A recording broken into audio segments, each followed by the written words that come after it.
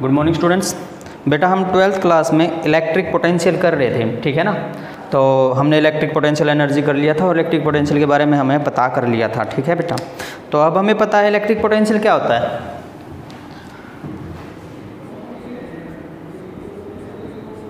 Electric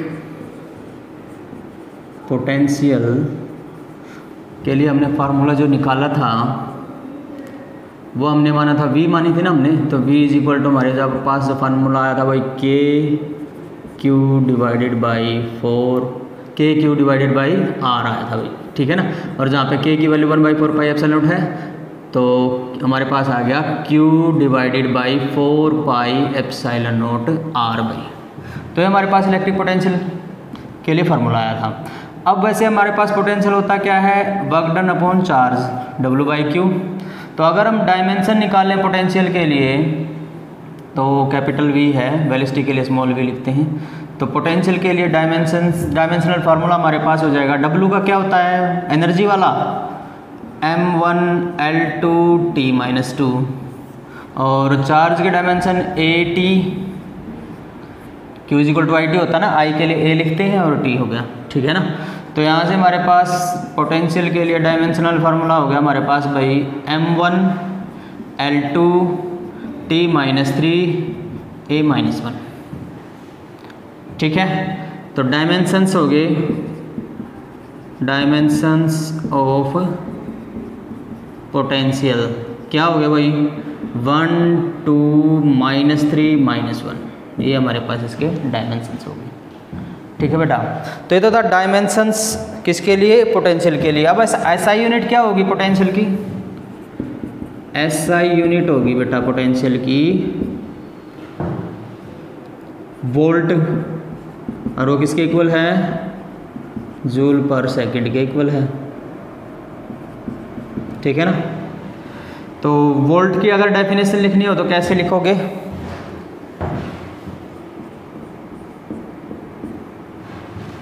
1 volt की definition. Potential कौन सा potential, electric potential is said to be 1 volt when 1 joule work is done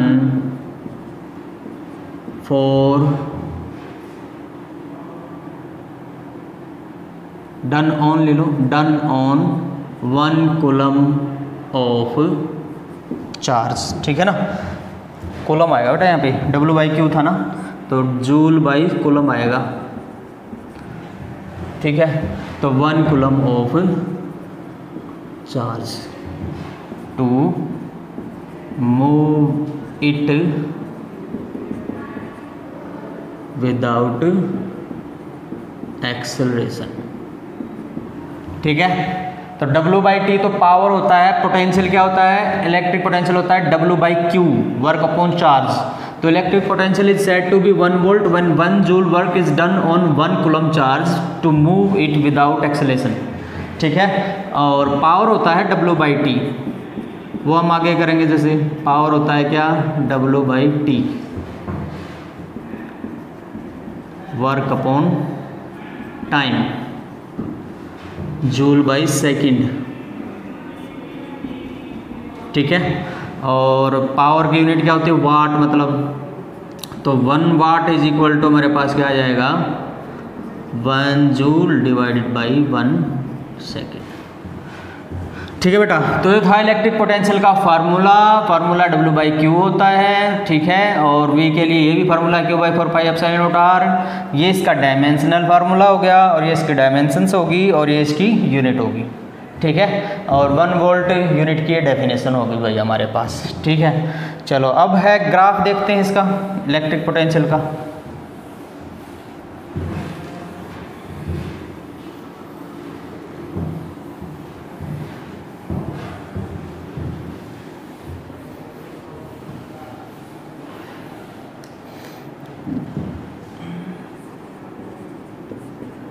graph between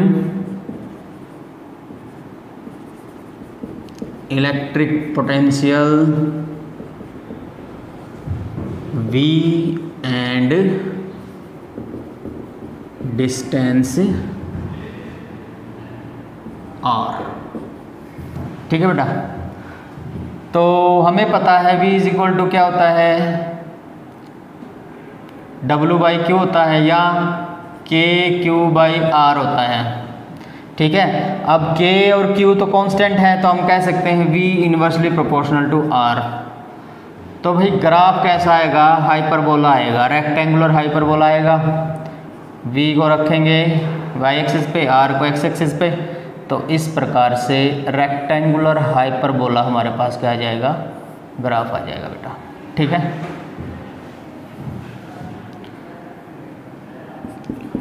the graph between V and R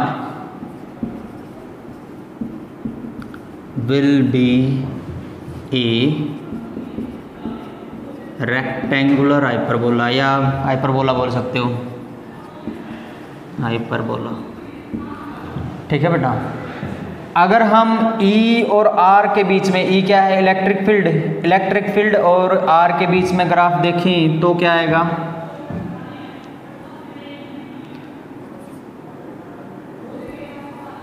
E क्या है, चलो यहाँ पे देखो, E हमारे पास क्या है, KQ divided by R square, मतलब E इनवर्सली प्रोपोर्शनल टू क्या है हमारे पास, R स्क्वायर। तो E और R के बीच में जो ग्राफ आएगा वो हमारा क्या आएगा, देखो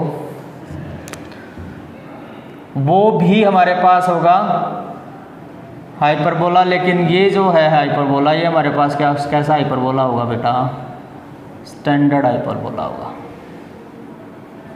ठीक है ना, होगा ये भी हाइपरबोला, चलो अलग बना ले, अगर अलग बनाना है तो अलग बना लो आप जैसे, तो होगा ये भी हाइपरबोला, लेकिन ये हमारे पास क्या होगा, स्टैंडर्ड हाइपरबोला होगा। ठीक है, E और R के बीच में ये भी क्या होगा, हाइपरबोला। वेरिएशन जो है इसमें, जो है वेरिएशन जल्दी होगा क्योंकि स्क्वायर है ना, और इसका वेरिएशन जो है, इसका वेरिएशन क्या होगा, स्लो होगा। तो ये भी क्या है, हाइपरबोला है, लेकिन ये कौन सा हाइपरबोला है, स्टैंडर्ड हाइपरबोला, और V वाला कौन सा हाइपरबोला है, रेक्टेंगुलर हाइपरबोला है बेटा। ठीक है, ठीक है ना, तो V वाला तो रेक्टेंगुलर हाइपरबोला है और E वाला स्टैंडर्ड हाइपरबोला है। ठीक है बेटा, चलो अब आगे करते हैं। एक क्वेश्चन है और उसको आप एज ए नोट भी डाल सकते हो, क्योंकि ये इस क्वेश्चन में हमें एक इन्फॉर्मेशन भी मिल जाएगी और ये क्वेश्चन भी हो जाएगा। तो क्वेश्चन इस प्रकार से है, find the electric potential due to charge sphere of radius r। Find the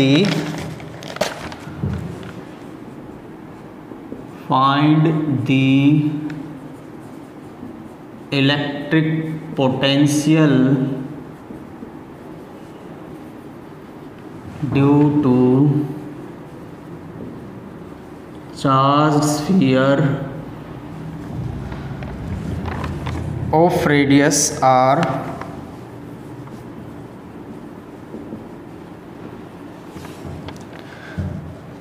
ठीक है ना, of radius r at a point P outside the sphere,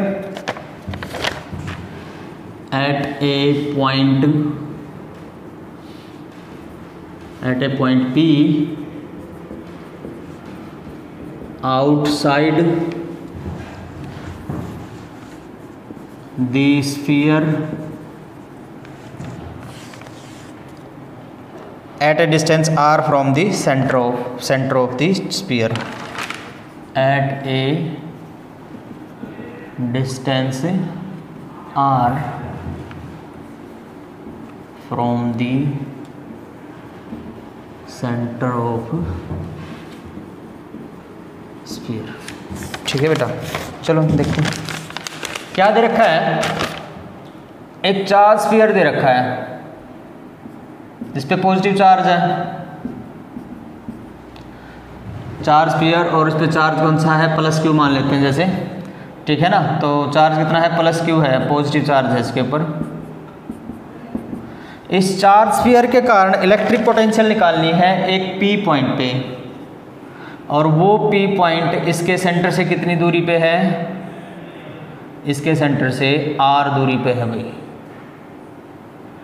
small are दूरी पे, और इसकी रेडियस कितनी है, कैपिटल आर है, ठीक है। तो हमें पोटेंशियल निकालना है इस पी पॉइंट पे इस चार्ज स्फीयर के कारण, इसके ऊपर क्यू प्लस चार्ज है भाई, ठीक है। सिंपल है, ये तो आसान है। इस चार्ज का, इस स्फीयर का सारा चार्ज हम कंसंट्रेटेड मान लेते हैं at the centre. The charge of the sphere should be concentrated at the center of the sphere। तो सेंटर ऑफ द स्फीयर पे क्या होगा, ये कंसंट्रेटेड होगा। सो वी आउट, बाहर की तरफ जो वी होगा वो क्या होगा, के क्यू बाई आर हो जाएगा भाई, ठीक है ना। अब एक पॉइंट जो इसके ऊपर, इसके सरफेस पे कोई पॉइंट ले लेते हैं, उसके ऊपर जो हमारी पोटेंशियल है वो क्या होगा,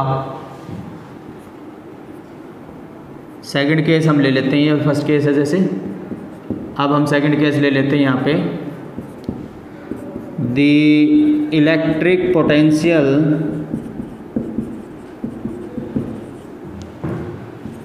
at the surface of the sphere, the electric potential at the surface of the sphere। अब सरफेस पे लेना है भाई, ठीक है। तो हम मान लेते हैं P कोई पॉइंट है किसके ऊपर, स्फीयर के सरफेस के ऊपर,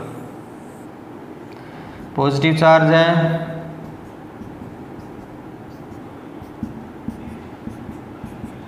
ठीक है, और ये इसके सेंटर हो गया, और रेडियस क्या है, आर है भाई, ठीक है। हम एक पॉइंट P मान लेते हैं, यहाँ पे क्या मान लेते हैं, कोई पॉइंट P मान लेते हैं। तो इस P पॉइंट के ऊपर क्या निकालनी है, इलेक्ट्रिक पोटेंशियल निकालनी है। Electric potential at point P on the surface क्या होगा भाई, देखो P पॉइंट के ऊपर, अब देखो हमने माना था कि भी सारा का सारा चार्ज कहाँ पे है, कंसंट्रेटेड है, इसके सेंटर पे कंसंट्रेटेड है। तो चार्ज यहाँ पे है, डिस्टेंस कितनी है, r है, तो V सरफेस क्या हो जाएगा भाई, Q by 4 pi epsilon not capital R, मतलब K Q by capital R, और ये हुआ K Q by small R. Small R ज़्यादा है तो आउटसाइड जो इलेक्ट्रिक पोटेंशियल कम होगा और सरफेस पे इलेक्ट्रिक पोटेंशियल क्या हो जाएगा, ज़्यादा हो जाएगा, क्योंकि कैपिटल आर स्मॉल आर से क्या है, छोटा है। लिख सकते हो ये बात, as capital R is less than small R, so we surface will be greater than V out, ठीक है बेटा। तो ये सिंपल सा था, थ्योरेटिकल क्वेश्चन था कि भाई इलेक्ट्रिक पोटेंशियल बतानी है कहाँ पे, किसी पॉइंट पे, ठीक है। अगर वो पॉइंट स्फीयर से क्या है, आउटसाइड है, या स्फीयर के सरफेस पे है, और स्फीयर की रेडियस r दे रखी है, और चार्ज कितना है, प्लस क्यू। अगर वो पॉइंट स्फीयर से आउटसाइड है और कितनी डिस्टेंस पे है, r डिस्टेंस पे है, तो v आउट की वैल्यू क्या होगी, के क्यू बाई आर हो जाएगी। और अगर वो पॉइंट स्फीयर के सरफेस पे है तो v सरफेस की वैल्यू के Q by 4 pi epsilon not capital R हो जाएगी बेटा, ठीक है। चलो नेक्स्ट देखते हैं इसी टाइप का।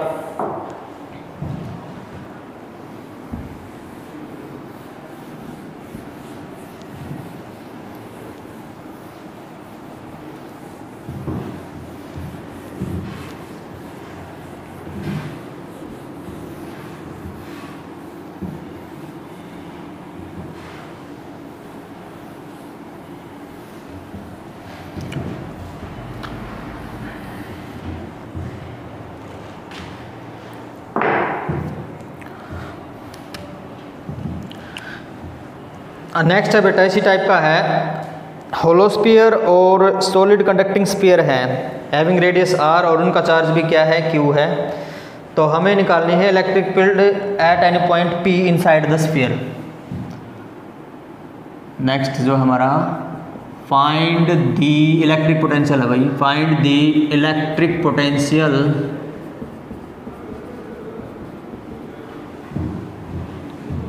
At any point inside the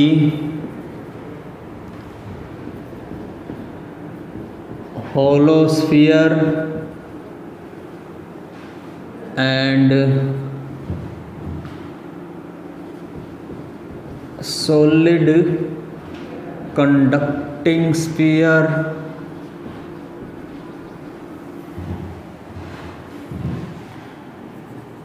having charge plus q and radius capital R।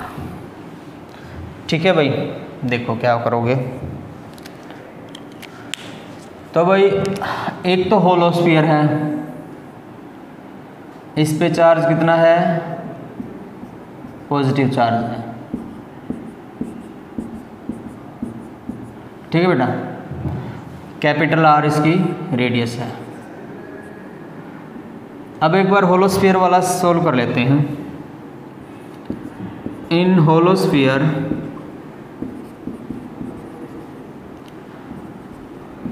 Charge is outside surface, अंदर तो होलो है ना, अंदर तो चार्ज होगा नहीं, चार्ज कहाँ पे है, बाहर की तरफ। So electric field inside the sphere क्या होगी भाई, electric field inside the sphere 0, E inside क्या होगी हमारे पास 0।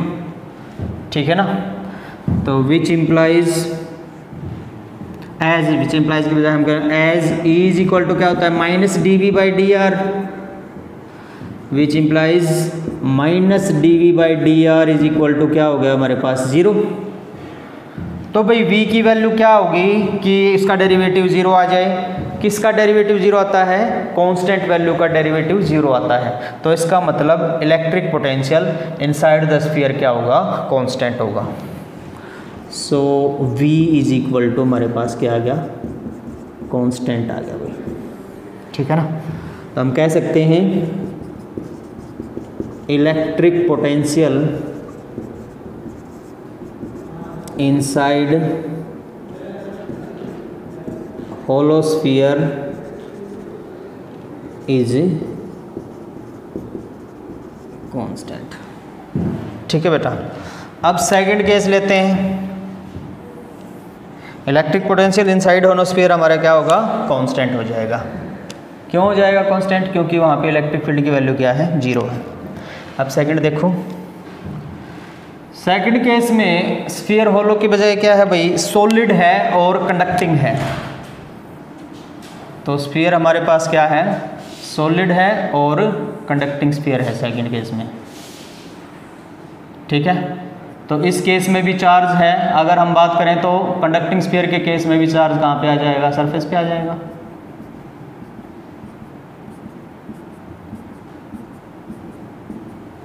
ठीक है, तो इसमें भी इसी तरह से इन कंडक्टिंग स्फीयर